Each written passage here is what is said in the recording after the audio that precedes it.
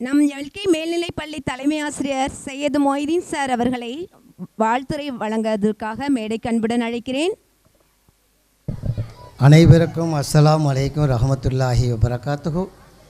L K தொடக்கப்பள்ளி ஆண்டு விழா நிகழ்ச்சிக்கு வருகை தந்திருக்கக்கூடிய எங்களுடைய நிர்வாகத்தினுடைய பொறுப்பாளர்கள் தாளாளர் பெருந்தகை ஹாஜி எல்கே லெப்பத்திமிக்காக அவர்களுக்கும் உதவி தலைவர் பிஎம்எஸ் இல்யாஸ் காக்கா அவர்களுக்கும் பொருளாளர் எல்கே செய்தாமு காக்கா அவர்களுக்கும் உதவி செயலாளர் எல்டி இப்ராஹிம் காக்கா அவர்களுக்கும் என்னோடு வந்திருக்கக்கூடிய எல்கே மேல்நிலைப்பள்ளியினுடைய உதவி தலைமை ஆசிரியர் சித்திக் சார் அவர்களுக்கும் வட்டார வளமைய ஆசிரியர் பெருமக்கள் பாப் ஹயஸ், மாணிக்கராஜ், ஜெகதீச பெருமாள், அருமை நண்பர் நபீல் புகாரி, இந்த எல்கே தொடக்கப்பள்ளியினுடைய தலைமை ஆசிரியர், ஏனைய ஆசிரியர் பெருமக்கள், பெற்றோர்கள், தாய்மார்கள், மாணவ செல்வங்கள் அனைவர்களுக்கும் அஸ்ஸலாமு அலைக்கும் ரஹமத்துல்லாஹி வபரகாத்துஹு மற்றும் காலை வணக்கத்தை தெரிவித்துக் கொள்கின்றேன். நேரத்தினுடைய அருமையை கருதி பெற்றோர்களுக்கு மட்டும் ஒரே ஒரு பாயிண்ட்டை சொல்கிறேன், மாணவர்கள் கேட்க மாட்டான். 1ஆப்லேருந்து 5ஆம் வகுப்பு மாணவர்கள் என்ன சொன்னாலும் கேட்க மாட்டான், அவன் அப்படி தான் இருப்பான். எங்களுடைய பொருளாளர் செய்தாமு காக்கா அவர்கள் சொன்னார்கள், அந்த காலத்தில் 5 வயசில் தான் ஸ்கூலில் சேர்க்கணும், இப்போ 3.5 வயசில் சேர்க்கணும். அதை தாண்டியாச்சுன்னா பிரச்சனை வருது. அவங்க சொன்னாங்க காதில் இப்படி வச்சு தான் சேர்த்தா 5 வயசு. டேட்டா பெருத்து ஒரு குத்து மதிப்பாக சொல்லுவாங்கன்னா பெற்றோருக்கு மட்டும்தான் தெரியும், அதுதான் டேட்டா பெருத்து. இப்போ அப்படி இல்லை, ஹாஸ்பிட்டலே டேட்டா பெருத்து வாங்கிடுவான், பேர் கொடுத்துடணும், எல்லாம் கரெக்டாக இருக்கணும். காலையில் டிஃபன் சாப்பிடாமல் போகக்கூடாதுன்னு சொன்னாங்க பொருளாளர். என்ன காரணம்? அவங்க காரணத்தை சொல்லலை. ராத்திரி 9 மணிக்கு சாப்பிட்டு முடித்தோம். காலையில் நீங்கள் டிஃபன் சாப்பிடாமல் ஸ்கூல் போனால் மதியம் சாப்பாடு 1 மணி. அப்போ 15 மணி நேரம் எம்டியாக இருக்கும் வயிறு, எனர்ஜி எல்லாம் எக்ஸாஸ்ட் ஆகிரும், முடிஞ்சிடும். பெற்றோர்கள் பிரேக்ஃபாஸ்ட்டை கண்டிப்பாக கொடுக்கணும். எங்கள் ஸ்கூலில் அசம்பிளியில் நிறைய டிக்கெட் அப்படியே விழுது, டப்புன்னு விழுது. அரை மணி நேரம் கூட தாங்க மாட்டேங்கான் பையன், அப்படியே விழுதான். என்னப்பா தண்ணியை கொடுத்து பார்த்தா டிஃபன் சாப்பிடாம யார் வர சொன்னா? டிஃபன் கண்டிப்பாக கொடுக்கணும்.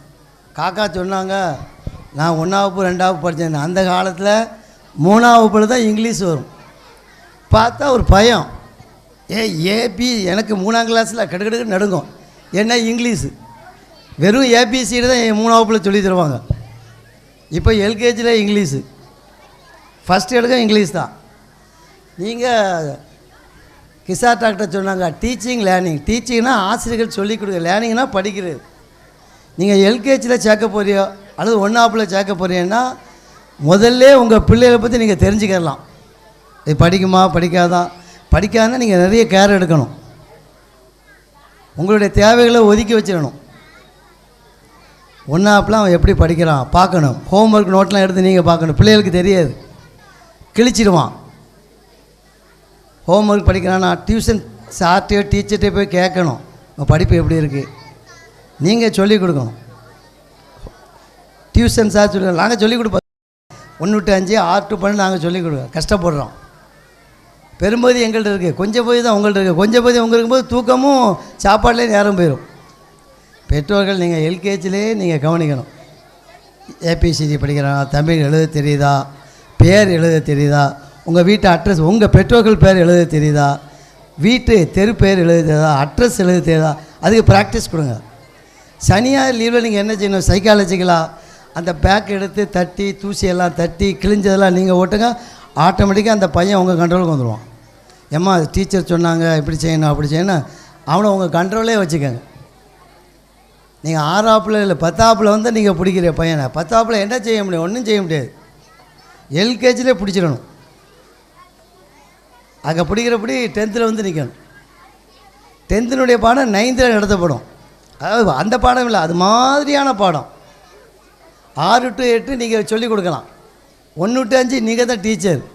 வீட்டில் ஸ்கூலில் நாங்கள் டீச்சர், 2 டீச்சர். அதில் பெற்றோர்கள் அதிக கவனம் எடுத்து நீங்கள் செயல்படணும். எல்டி இப்ராஹிம் காக்கா சொன்னாங்க, செல்ஃபோனையும் டிவியும் பார்த்தா நம்ம பிள்ளைகள் நம்ம கட்டுக்கடங்காது. படிப்பில் கவனம் வேணும்னா நீங்கள் ஃபுல்லாக நம்மளுடைய தேவைகளை பிள்ளைகள் இல்லாத போது தான் செய்யணும். செல்ஃபோன் கொஞ்சம் பாருங்கள், பிள்ளை போயாச்சுன்னா செல்ஃபோன் பாருங்கள். பெற்றோர்கள் பிள்ளை போயாச்சுன்னா கொஞ்சம் டிவியை பாருங்கள், தவறு இல்லை. ஆக பெற்றோர்கள் வீட்டில் ஆசிரியர்களாக இருக்கிறோம், நாங்கள் பள்ளிக்கூடத்தில் ஆசிரியர்களாக நம்ம 2 பேரும் சேர்ந்து நெருக்கலாம்.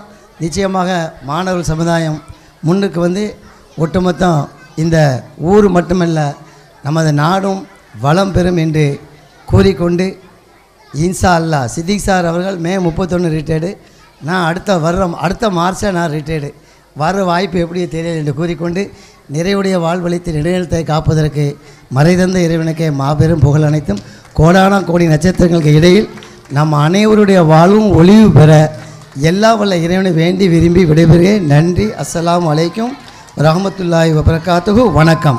Thank you sir. அல்ஹம்துலில்லாஹ். இப்பொழுது நமது பள்ளி தலைமை ஆசிரியர் அவர்கள் மேல்நிலைப்பள்ளி தலைமை ஆசிரியருக்கு பொன்னாடை போர்த்தி சிறப்பு தருவார்கள்.